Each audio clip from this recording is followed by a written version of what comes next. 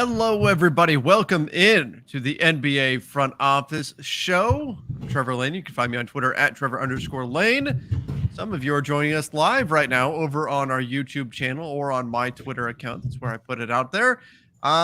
Keith, kind of our workaround temporarily right now. Typically, we don't do this show live streaming, but yesterday, if those of you noticed, you went, man, Trevor and Keith are reacting to the news really slowly. YouTube has been doing this thing where it's putting our videos into their check system and it's taking like hours for it to get through for some reason. I'm not sure why, but so my workaround is just, okay, fine. If it's going to take that long, because I don't think we're going to shorten our shows to like 3 minutes or something, so it'll get through checks quicker. It's just, all right, fine. We're just going to broadcast it live then and go that route for the time being. So Keith, that just puts a little more pressure on us because it means we can't edit out any mistakes. Yeah, but you know what? We don't do a lot of editing anyway, so I think we're probably okay. True. That's true. So welcome in anybody who is joining us live, coming in from YouTube or from Twitter. I guess if we have to, let's kick things off with this. If we have to. Russell Westbrook officially picks up his option. Not a surprise at all. $47 million. I know. Stunned. So surprised. You know what, Keith? This is the kind of thing, though, that normal people do. Yep. And normal people might move the world forward. But something else, Kyrie-esque, I don't know, needs to go in there. What are you thinking about this? He picks up his option. No surprise there. Doesn't look like there's a lot of trade suitors out there. So Lakers' best bet might just be to run out the clock on Russ. Yeah, I think as we've kind of said, this not, at all unexpected here. This was how we all thought it would go. So I think the idea here is bring him in and let's see what we can make work, right? New coach, new coaching staff. It'll be a lot of a new roster outside of LeBron, AD, and a few other guys likely. So let's just see, can we maybe make it work a little bit better, and then we'll see how it goes. And if it doesn't, you always have the option of sitting him down, waiting it out, see how it goes from there. So yeah, I don't think we're gonna see massive changes by any means, but I think it'll just be kind of wait it out and see and hope maybe it's a little bit better. And if it isn't, then you sit him and maybe eventually he gets tired of not playing and he wants to do a buyout or something like that. Yeah, and that's worst case. Obviously, Darvin Ham will try to do what he can to try to make things work and see if they can click, see if he can get something to work where Frank Vogel couldn't. I mean, obviously, LeBron and AD staying healthy, that would go a long way towards helping achieve that goal. But again, worst case, 1 year expiring contract. Like, let me ask you this, Keith. Would you rather have Russ expiring or Gordon Hayward, Kelly Oubre, and like Mason Plumlee or something? What would you rather do if you were the Lakers? I think probably the Hornets, guys, only because if you've got LeBron and AD, you're trying to win right now. So I think that's the challenge. That pushes you further with that. If you could tell me Gordon Hayward was going to play even 60 games, then I'd feel pretty good about it. But if he's not, then you're talking 30 million in rough money this year, 30 more million in rough money next year. That gets a little hard to work around. But yeah, it's tough. I think, in a vacuum, give me the Hornets, guys, and let's go forward. But I get it. I get why maybe it's more appetizing to just wait it out and see if you can make it work a little bit better with Russ. Now, would future draft capital cause you to blink on that? Future draft capital going to the Hornets? Correct. Yeah, I don't want to give up those picks if I can avoid it. So I think I'd still just hang on and just see where this goes. I mean, the LeBron factor, that's the challenge here, right? If there's no LeBron, it's an easy decision. You just run out the clock, you take the cap space, and you move forward. But it's the LeBron factor that makes it a little bit difficult. In any event, though, sounds like he will be a Laker next. Again, free agency starts a couple of days. Anything can happen, right? But for the time being, it appears he will be on the roster to start next season. Yep. Yep, that would be my assumption here. Yeah, we're almost 2 full 48 hours away, right? 6 p.m. So we're 49, less than 49 hours out from things legally starting. I think we're already starting to get a good chunk of deals that are starting to float out. Too many details locked in, maybe that make me think tampering's alive and well in the NBA. But yeah, we'll see. Okay, so since you just said that, let me jump to this topic then. Mhm. Jalen Brunson. Yeah. Mark Stein reporting that the Mavs are starting to be resigned, that like they're probably going to lose Jalen Brunson here to the Knicks. The Knicks can't talk to Jalen Brunson. Nope. So I mean John Wall to the Clippers, like that's tampering too, and we're going to get to that in a minute. Do you see? I mean, the Bulls and the Heat just got punished for Mhm. this stuff. So what's the Bucks NBA a going to couple do? years ago, right? Correct. So Yeah. what's going to happen here? And I guess, and also, what do you think about Jalen Brunson to the Knicks? Yeah, staying on the tampering topic for a second. That's a tongue twister. No, see, Um, we can't edit that out though because we're I live. know, right? No, see, that's it because we're live. Like we wouldn't have left that in anyway. Um, so it is. It's I like to believe what's happening is Jalen Brunson pops over to his dad's house. His dad leaves a blank contract sitting on the kitchen table, and he's like, "Oh, what's this?" And he flips through and sees, "Oh, wow, an unsigned contract with my name on it for Mhm. $100 million." And we all know that's not how these things go.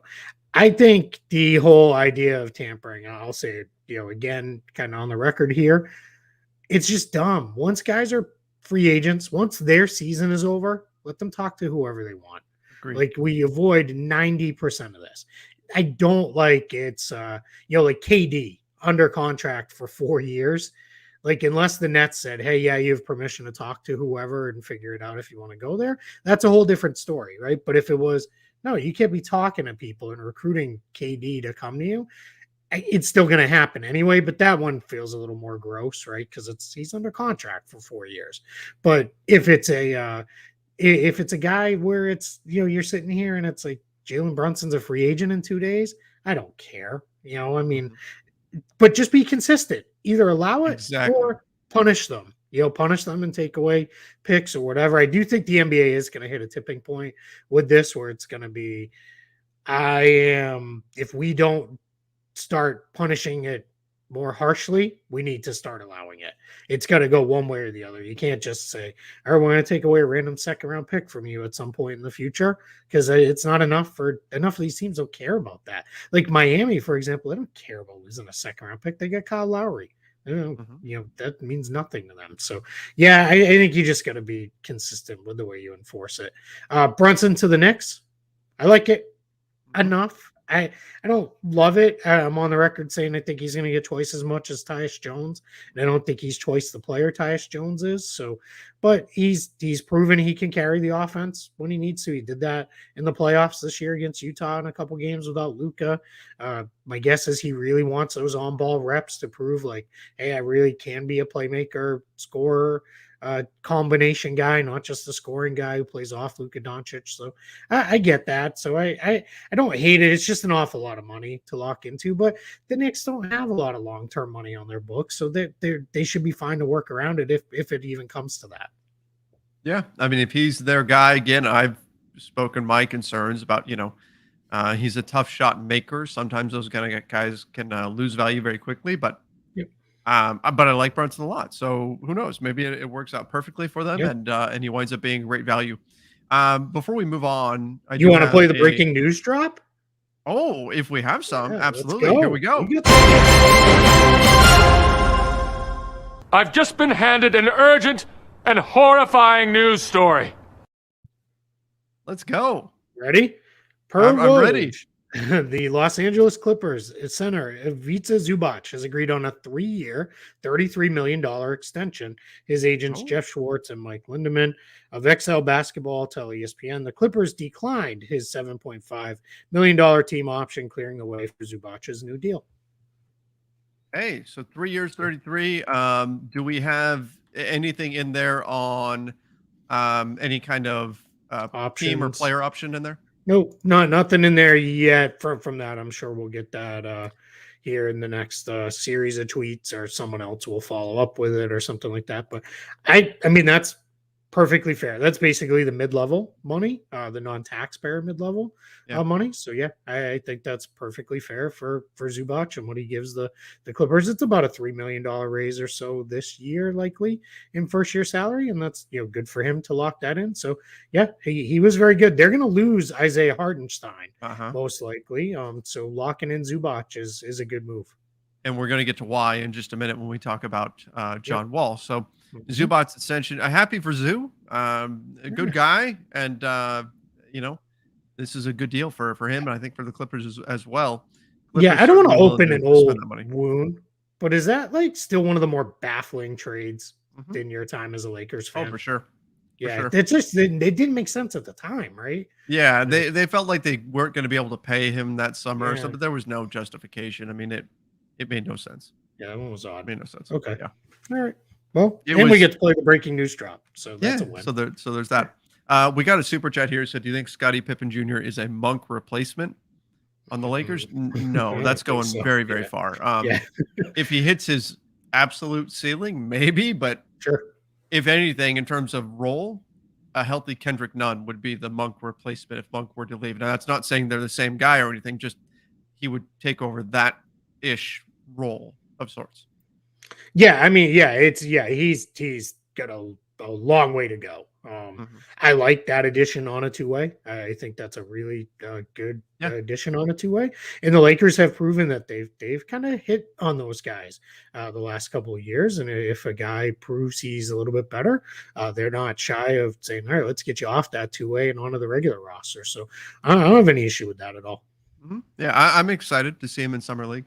I'm disappointed. Yeah. No Austin Reeves on the Summer League roster. Oh, he's not playing Summer League? He's not. Man, that's a little odd. You figure he could have made the cameo, right? And played a couple games.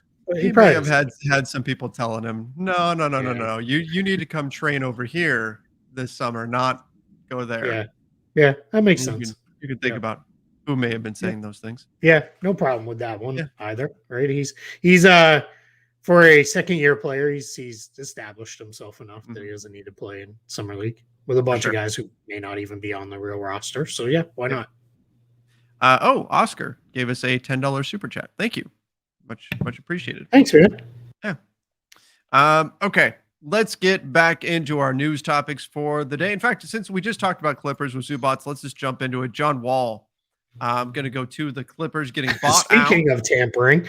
Speaking of tampering, John Wall gets bought out by the Rockets, gives back, what was it, about $7 million, 6.5. And he will now sign, according to Adrian Wojnarowski, with the Clippers. He's going to get that taxpayer mid-level, which is connecting the dots, part of why they're probably going to lose Hartenstein. They're not going to have that money to pay to him, but they do pick up John Wall. What do you think about the landing spot and then sacrificing Hartenstein in order to get Wall? Do you like that dynamic, that move? Yeah, I don't like that second part. The Hartenstein for Wall part, I'm not. That one I don't feel very good about. I think Hartenstein is pretty good, and I think he's going to show it wherever he goes next. I wouldn't be surprised if by the end of next season he's somebody's starting five. I think he's pretty good. He's got developing range on his jump shot. He's a good finisher. He's a really good defender in and around the basket area. I can actually move his feet a little bit on the perimeter.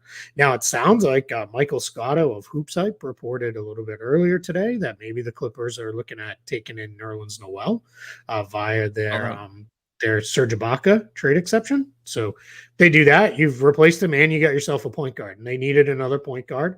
There are other point guards behind Reggie Jackson are younger guys. So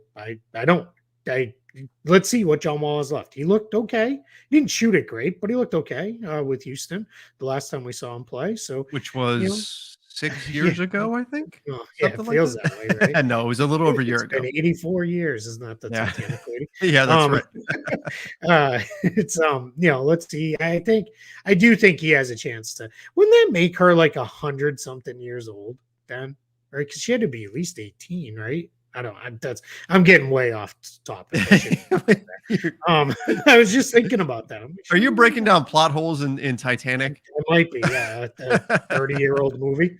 Yeah, or close to that, 35. I don't that's gotta be close to 35 years old, right? Okay, just to make connections, that gem that she wore was actually the time stone.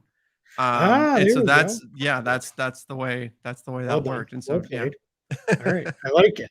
I do remember them going back to finding her on the boat before she whipped it in the water. Spoilers, I just ruined the end of Titanic for everybody who hasn't seen it yet. Sorry. Sorry you missed it. The boat sank. Oh my Yeah, God. Spoiler it sank. alerts. Most of them died.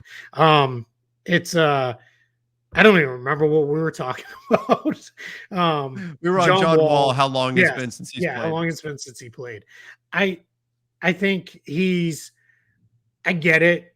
By all accounts, though, he was staying in pretty good shape. He looked like he was ready to play. There's a lot of stuff out of Houston about him working out with the team. They just didn't want to play him in games because they wanted to play their kids. So I don't have I here's the thing. I think if people go in expecting John Wall, all-star level guy, Yep.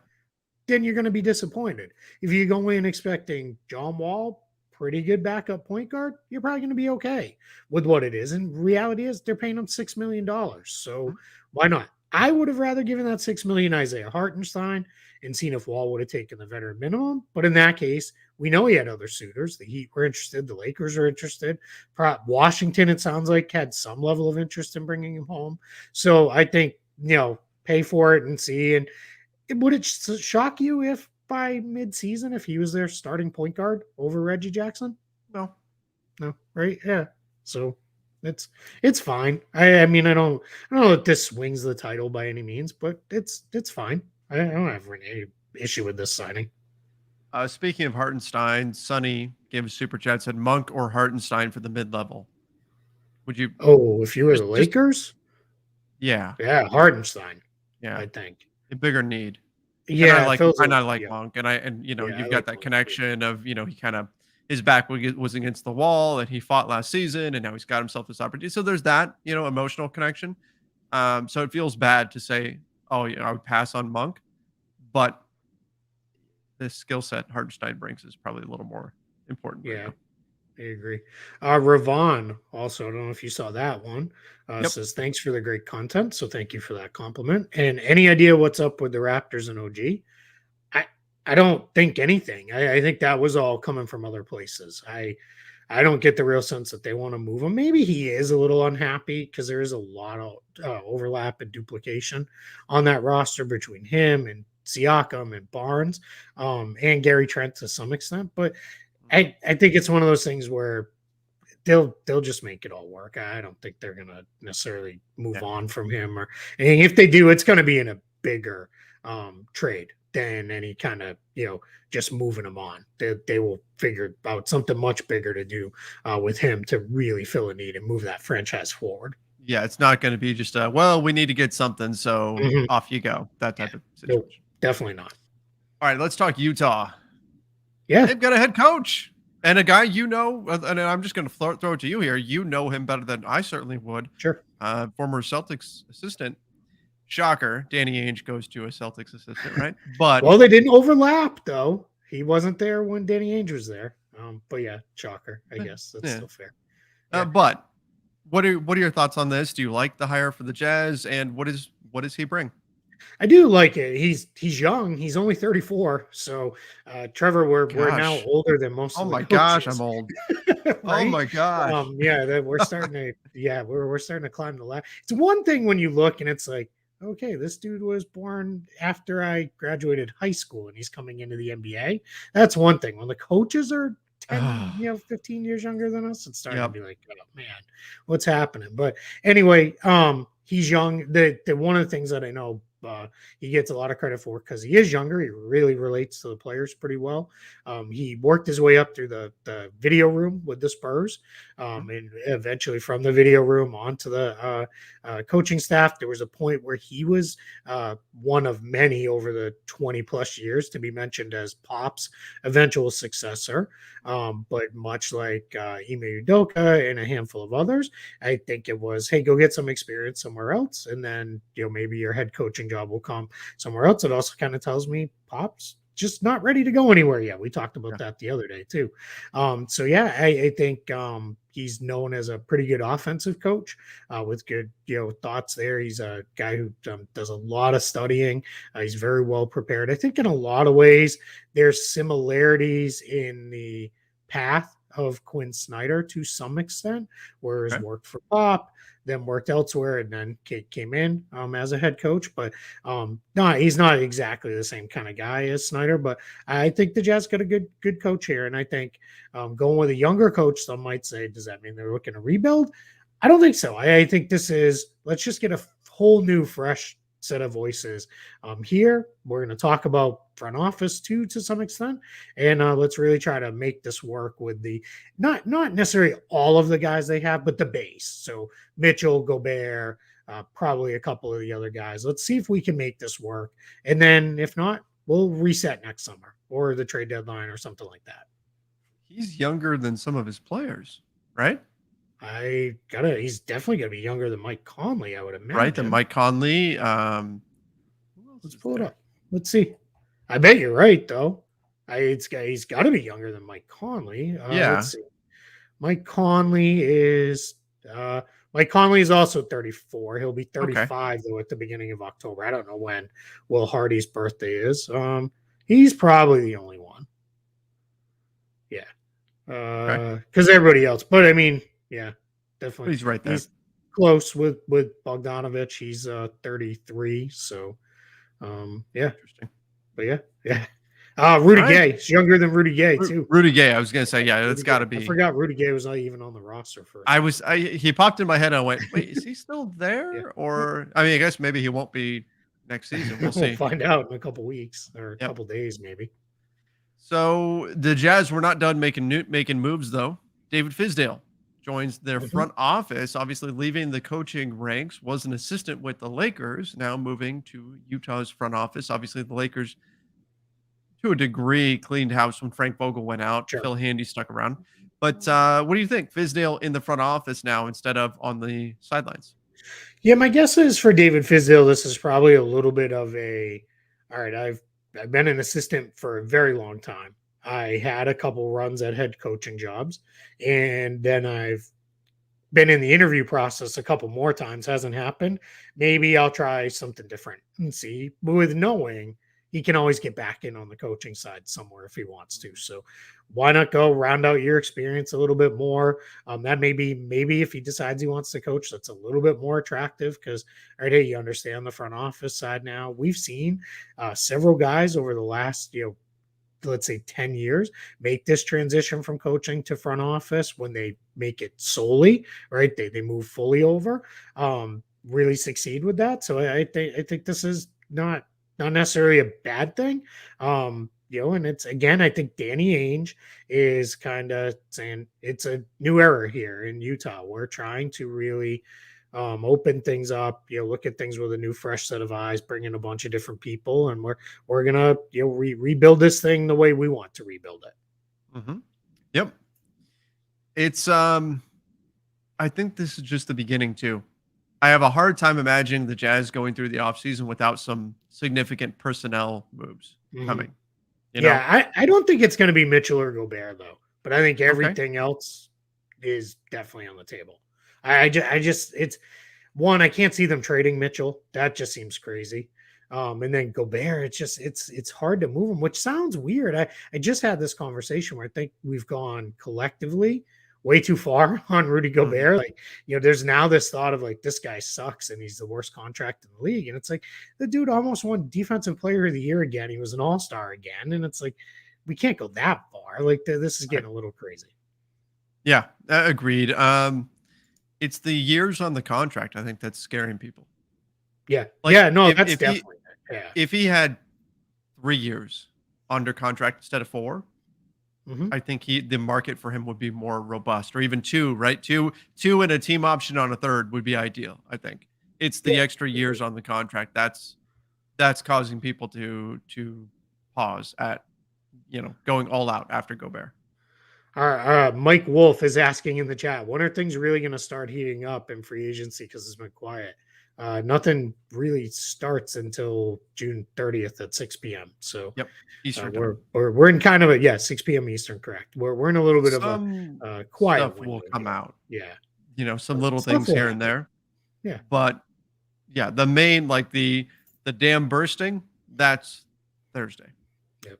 Well, I mean, I guess we're doing all this reporting on Brunson, and I mean Zubac Yeah. is different because that's an extension, but Brunson and John Wall and all that, it wouldn't surprise me if we're right there at 601. We're getting big deals from Woj. Thought maybe we'd hold off a bit on that, but I don't think we're going to. Guess not. Eagles gang said, I really want to see Russ in a Hornets jersey. I'm guessing Eagles gang is a Lakers fan. He's a Lakers fan, I think. Yeah. I think. Yeah. I don't think he's a Hornets fan. So there were so many, like, I don't want to spend too much time on Russ here because I'm going to talk about that plenty tonight for Lakers Nation, but so many Lakers fans were just infuriated that he posted himself singing the song this morning and all that kind of stuff. And people are just like, oh my, get this guy off of this team, make him go somewhere else, anywhere else. I think it's gotten to a point kind of like with Gobert where people are like overstating, how valuable or not valuable his contract is. I still think Russell Westbrook is a talented basketball player. The problem is the contract is bleeding into our evaluation of him as a player. And then frankly, as a player, he's had a lot of issues too. So those two things kind of compound. And next thing you know, you've got this idea out here that he's the worst player ever, which on the court, not necessarily the case, but in any event, that's where we're at. And, we just talked about it with John Wall, right? If you're expecting John Wall, all-star, $40 million player, you're going to be disappointed. You're going to hate the contract. Yep. John Wall, $6 million player, it's probably fine. If Russ was making $10 million, then everybody would be like, all right, $10 million, that's $10 million worth of value. It's the problem is he's making 47, and that's not the value you're getting. So I get it. I guess I think this probably eventually heads to there won't be a trade. Now that I've said that, in the next 20 minutes, there probably will be, or 5 minutes after we're done recording, is more likely how it'll go. But I think my guess is this goes with either Darvin Ham figures it out and makes it work at least enough, or it turns into, all right, you got to what will you give back in a buyout, and we're all gonna go our separate ways and move on. Right. Okay. I mean, I've got some fans that are saying that the moment the announcement came out, they said the 2022-2023 season just ended. Yeah, that's going too far. Yeah. But yeah. But I understand, like, it is, if you've got one guy that's producing at a $6 million level, and he's getting 47, that's hard to build out a roster, right? Yep. And actually put something together that works. So, yeah. Hey, I want to answer a question from the chat. I think it's a good one from David Rodriguez. There's been a huge influx of sign and trade offers over the last few years. What changed to make them more of an option? The big thing with that is more teams are over the cap now. And if you're over the cap, if you want to make those things happen, you need to do sign and trades. That's one of the ways to move players when you don't have cap space is through sign and trades. So that's where it is. We had gone through a period where every summer there was 10, 11, 12 teams with cap space. So we weren't seeing as many of these sign and trades. So now when the league's capped out, we go back to sign and trades. When the league's not capped out, they tend to go away again because you just can sign guys outright. Yep. That's what happens. I mean, the hard cap is a complication with the sign and trade, but you can still pull it off in the right scenario. Oh, here's a good one. So I love it. When King's salary clears, is it extra cap space? No, because they're already over the cap. So doesn't mean they would suddenly have 5 room though. To go. What's that? Tax room though. Does create a little tax room. Tax room. When is it? Because I've got it set an alarm on my phone. Midnight, July 1st. Yep. That's when it officially comes off the books. Is that official.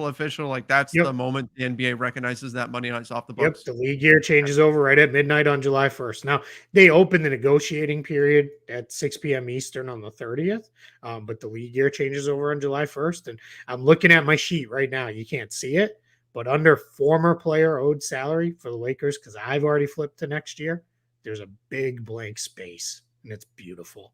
Oh, that's fantastic. That's fantastic. We All could right. bring up the Titanic lady again and say it's been 84 years, but That has been tune on in the in books August for quite a Keith while. and Trevor's Titanic breakdown. We'll go That's for right. my We'll have to favorite do that. film. Yeah. Titanic and Marvel connections. Yep, Make it we'll happen. figure it out. All right. Well, I think that does it for today. Oh, we wanted to hit on a couple of the option, the qualifying Oh, offers. that's right. I forgot about Yeah. that. No, I that's forgot okay. about that one. Yep. I forgot to put it in my my All headers. good. That's why. No, it's all good. I'll fly through them. Okay. DeAndre Ayton and Miles Bridges both got qualifying offers that makes them restricted free agents. Does not mean they're back for certain with the Suns or the Hornets. This just allows them to control the process. They weren't going to let those guys get to unrestricted free agency and risk losing either of them for nothing. And then the Pistons, it seems like it's a bit of a surprise that they gave a qualifying offer to Marvin Bagley, which puts a massive $20+ million cap hold on their books.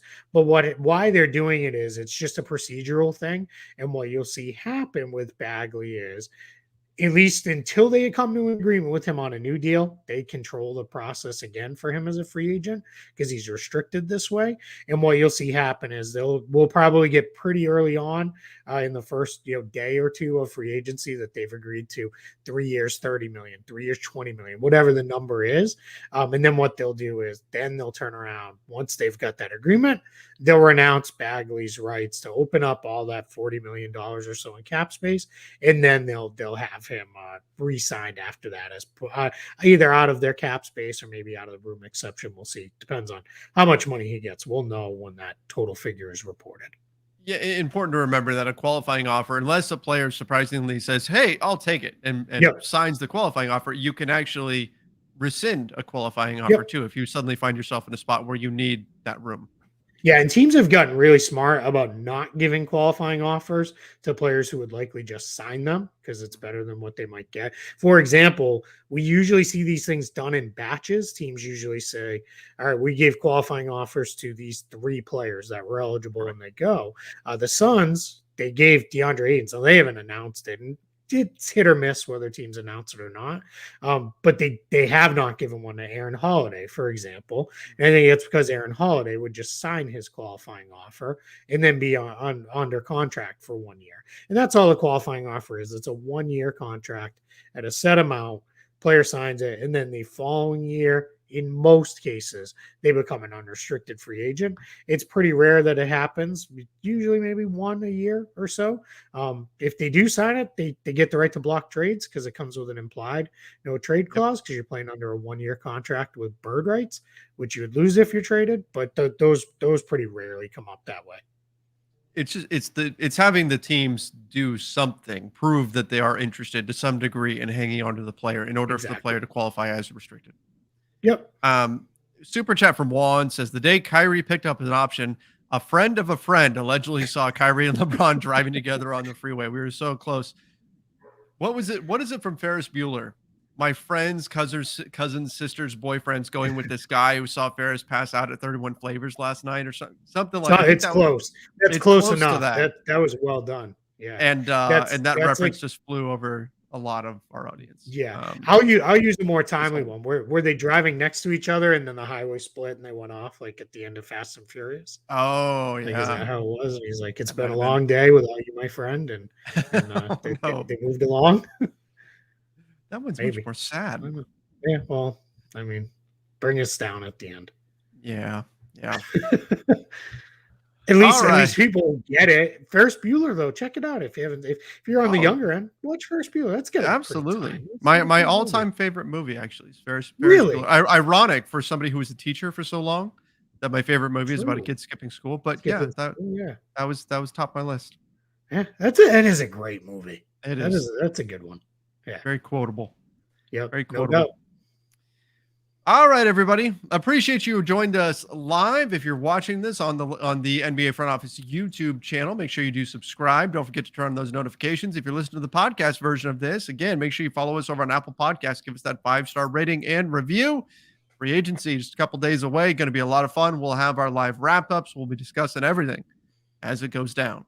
Till then, everybody, see ya and stay safe.